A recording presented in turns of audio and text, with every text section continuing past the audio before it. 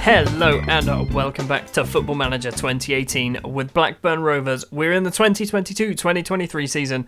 We just finished second place in League One. We are now back in the Championship. They were in the Championship. They got relegated. The person got sacked. I took the job. Anyway, that was 10 episodes ago, maybe. Let's get straight down to business and let's talk transfers, shall we? I've made, as I always seem to do at the start of every season or every transfer window, I've made a hell of a lot of transfers. Let's talk about the outs first. Firstly is Humam Tariq. We knew he was leaving. He has gone to Ibar. It's disappointing, but we do have Mirko Antonucci who can play on the left-hand side of midfield, so it's not the end of the world. It's just a bit disappointing. Josh McEachran is another player who has left the club. We've managed to get 230k for him, which isn't bad considering we didn't really play him too much. Emma Hughes has also joined Josh McEachran at Scunthorpe. He's cost £350,000 for them. Bit of decent money for a 28-year-old who wasn't going to play, and we've also bought a lot of central midfielders. The final meaningful one out the door is Harry Charsley. He's gone to Cheltenham, free transfer. Probably could have got some money for him, but nobody really wanted to pay for him. I'm just going to scroll down the list on the right-hand side just so you can see all the players that have also gone out on loan. Ali Ramadan, Hamid Mohammadi, Clive Todd, Dennis Montoya, Blas Riveros, Josh Pask, Jim Glendon, Adam Hassan, Mark Catchpole, Michael Forrest, Jonathan Dinzay, I think is how it's said, Sebastian Thompson, Russell Kingdon, I don't know why I struggled on his name then, Bradley Winstanley, Robert Hopkins, Rab McNally, and Matthew Webster, all gone out on loan to various clubs. Most of them, I say most, a lot of them, Ramadan Mohammadi and so on, need work permits, so I'm glad they've gone off to clubs where they might actually get some games. The first of 18 players, that's right, 18 players have joined. The first player to come in is Jonathan Panzo. He has joined from, I was going to say Fulham, it's not Fulham, it was from Chelsea. 475k he's cost. We had him on loan last season, he was amazing. Another player we had on loan last season who has now joined permanently, Alfie Jones. He is now worth £1.4 million. He's cost 750k from Southampton. Again, much like Panzo, played 41 games, got a 7.04. Decent season. One of the best players in terms of star rating, Elliot Embleton has joined from Sunderland. I think he's cost 400k? Yeah, 400k he's cost. He is a Mazzala and a box-to-box midfielder, which is great because that covers 2 of my 3 midfield positions. A player who we played against last season, Thibaud Verlinden, has joined free transfer. He was, I think it was at Stoke is where we got him from. He's come in on a free transfer. Like I said, he's got a hell of a lot of potential. 4.5 star. Not quite there, but he's a backup for Conor Mahoney. Another player that I'm quite excited about, that he has actually joined us on a free transfer, Matteo Gabbia has joined from AC Milan. He's only 22, he's a centre-back. He can possibly play in midfield if we really want him to. Who wants him? Someone wants him. Don't be someone good. Cardiff and Ingolstadt. So they might want him on loan. Anyway, yeah, he's joined on a free transfer. Another player to join on a free transfer is Gideon Zelalem, who most of you will have heard of. Arsenal youth player, decent player, especially at championship level. To get him on a free transfer is pretty good. He's also only in as a backup, so if he stops playing for whatever reason, he shouldn't really complain. And the first player that I've signed, where we can put the tag of Stuart is an idiot, Patson Daka, 23-year-old Zambian striker, has joined without a work permit. He is probably going to go out on loan to Spain. Girona have actually put in a bid for him, so we won't see him this season at least.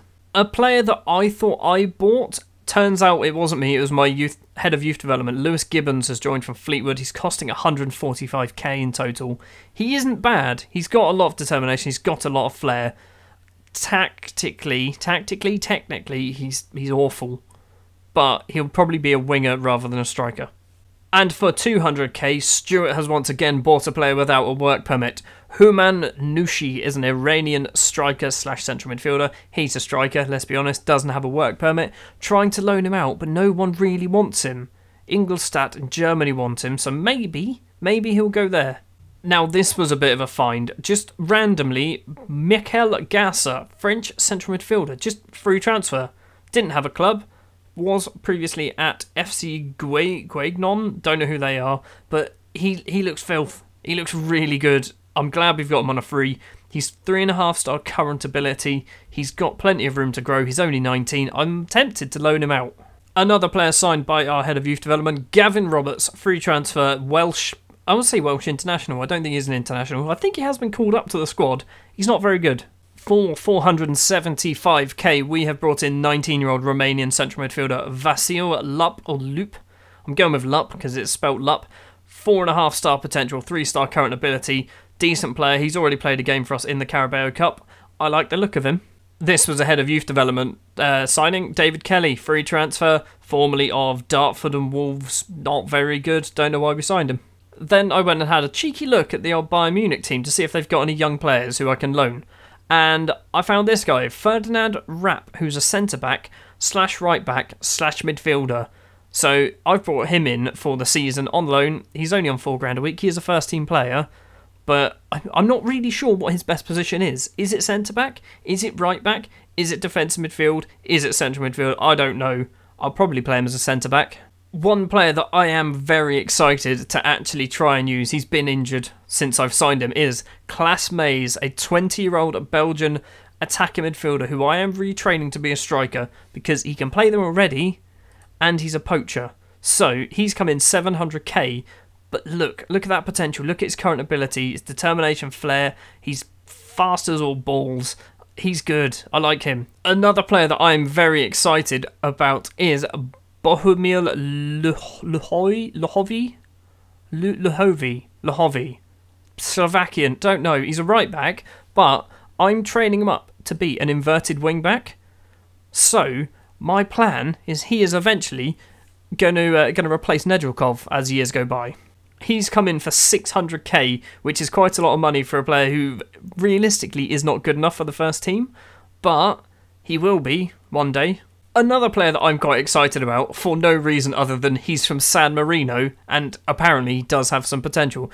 Andrea Buscarini has joined, central midfielder, 20-year-old, 27 caps for San Marino. Then again, it's not difficult to get into that side. If I was from San Marino, I'd probably have some caps by now. One big downside to Andrea is his determination is only 3. So what I'm going to try and do is find some decent tutoring for him. I think Chowdhury is a decent tutor. He's got a lot of determination, so hopefully that'll improve.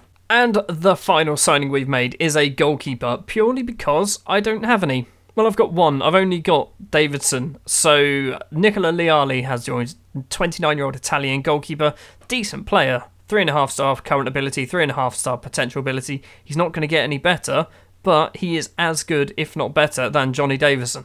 And that is all my transfers for pre-season. There's a lot. I've spent 3.9 million. I think I've still got a bit of cash left over as well. Yeah, 1.8 million left over. A bit of wiggle room in the wages as well. So there might be some more coming in. We're probably only going to do one match in today's episode because there's just so many transfers to go on. And there's obviously just general welcome to the new season. Also, hello if you found me because you're searching for Blackburn saves. As you can see, I've already played a couple of games this season. First up was Hull in the league. It was a 2-0 victory, and it was actually quite an impressive performance. Niall Ennis obviously getting both the goals. We played an entirely new midfield bar Chowdhury, so Zelalim and Embleton played. Chowdhury was the only player keeping his place. But our team, in reality, is the same team that played quite a lot of the League One side. So Davison, Nyambe, Alfie Jones, Panzo, Chowdhury, Mahoney, Ennis, Antonucci, Wilcock, Kovacic, they were all there last year. And I'm kind of keeping with them for now. Then in the Carabao Cup, a 2-0 victory against Rochdale. Antonucci and Zelalim with the goals. Zelalim's from the penalty spot. His name's really awkward to say. I played a very rotated side, so we saw debuts for Rapp. Vasil Lup played as well. Steve Simpson, who also got a game. Matteo Gabbia played. I'm using the Carabao Cup as a let's try something, or not try something different. Let's play some of the kids. Literally as I hit continue, Olodare Olafunwa has joined Accrington on loan for the season. The first home game of the season then for Blackburn Rovers against Derby County. Not that the league table makes any difference. We're sat 6th place, Derby are 11th. We've got to win, they've got to draw. The starting lineup we're going to go for is very, very similar to what we've been playing quite recently. Anyway, in goal is Johnny Davison, replacing Al Mack, who's actually gone back to Ajax. I tried to extend his loan, didn't want to do it. Nyambe, Alfie Jones, Panzo and Nedjolkov are the back four. Midfield trio of Zelalim on the right, Embleton in the middle and Hamza Chowdhury as the Mazzara on the left-hand side. Antonucci is the left inside forward. Connor Mahoney is the winger on the right-hand side. And Niall Ennis keeps his place in the starting 11 because he scored twice in the first game of the season. Derby's side looks very good. St Maximin is actually a good player. George Thorne's a good player. James Bree's a good player. Sam McQueen isn't bad. Carl Darlow's not too bad. I keep forgetting we're not in League One anymore. So these are actually good teams. First highlight of the game going towards Derby by the looks of it. Rodber crosses it in. Jonathan Panzo gets a clear. Antonucci with a little header. Williams gets the ball though. Finds St Maximin. Panzo doesn't win the header, but St Maximin gets in the area. He's had a go and Johnny Davison flaps at it and we're 1-0 down. 25 minutes in, and since the goal, nothing at all. We've had one shot, they've had three, one on target, which obviously ended up in the back of the net. Highlight on 41 minutes, Marega, Rodber, George Thorne, edge of the area. He's been tackled by Embleton. Finds Connor Mahoney, ball forward to Niall Ennis, doesn't get there, and James Bree does. Brings it inside, out to the goal scorer, St Maximin. Chris Martin, St Maximin again, he's getting a lot of the ball. Marega's there, Davison flaps again. Davison really needs to be playing better in goal. They've had an effort. Panzo gets it clear. It's another corner. Liale is probably better than Johnny Davison. However, I like to stick with the players that I've found for the youth players. They've had another go. Nyambe keeps it in. Ennis is going to get it clear. Are we going to see a counter-attack? That was it. That was awful. It is half-time. We are 1-0 down. Let's get the assistant doing it. I tried to replace Dave, but I couldn't find anyone good enough. Well, I found players, they just didn't want to join. They're not players, they're assistant managers. Chowdhury get off the pitch and we're going to see Mikel Gasser is making his debut. I didn't even play him in the cup game. I don't know why, I completely forgot about him. Corner, it's come in, it's hit the bar, Nedjolkov gets it clear. I got really confused. I don't even know who had the header. Antonucci and Niall Ennis are playing absolutely terrible. McQueen with a throw. St Maximin to Chris Martin, takes it round a player. He's had an effort. There was a weird bit of lag. It has gone wide. It's very rare that I'll do this, but I think... Oh, Christ, I've got no one available to play on that wing. No one can play that wing? Right, Connor Mahoney, get over there. We're going to bring on Verlinden on the right-hand side. Ennis is coming off as well for Gracia. That is all we're going to do. We've had one shot, and it wasn't even on target. I don't know whether this is a highlight or this is because I've done some subs. Marega for Derby County plays it back to the halfway line. Williams' ball finds St Maximin. Chris Martin. Marega controls it in the area. He's had a go. He's hit it just wide. We're getting battered by Derby. I'm going to go counter and I'm going to demand more. Why does that thing keep disappearing whenever I want to click on it? McQueen with a throw for Derby. St Maximin back to McQueen. Crossed in, Marega's there, edge of the area, Middleton's had an effort, it's well over the bar. Nothing's happening now, nothing at all. What do we do? We've had no shots on target, we have 2 shots and neither of them are on target. We've done 10 fouls, we've got half the possession, that's not half the possession they've got, we've got a lot less possession as well. Final highlight of the game, Bree with a throw, Gasser, long ball, Gracia keeps it in, he's got nobody with him though. He's found Verlinden, ball over to Gracia, it's in the area, Gracia's had an effort, that's our first shot on target, it's saved, it's a corner. I don't think there's enough time for us to really score a goal from this. Verlinden's corner's in, Panzo's at the back, unmarked, finds Embleton's effort, and it's a save from Darlow, it's another corner. Ideally, I'd send the keeper up for this. Verlinden takes it, Panzo's there, Gracia's going to get the ball, Gracia play it to someone who can cross it in, he's found Mahoney, who's found Embleton, and Embleton's hit it wide. Why have we just suddenly turned up in the last minute? It's a corner, it wasn't wide. Verlinden again, Panzo gets it. No, he doesn't. Mahoney controls the ball, and that is full time, and we deserved to lose 4-0 at least. That, 6 shots, 3 on target. They all came in the last minute. Assertively, I am not happy with that. That was not a good performance. That is going to do it then for this episode. Sorry there's only one match in it, but because of all the transfers it makes a lot more sense rather than having a 25-minute long episode. We are sat 11th, we've only played 2 games so it's too soon to tell. Basically, my objectives for this season, I don't know, can we see what we... No, it's that one, competitions, there we go. So, they want mid-table.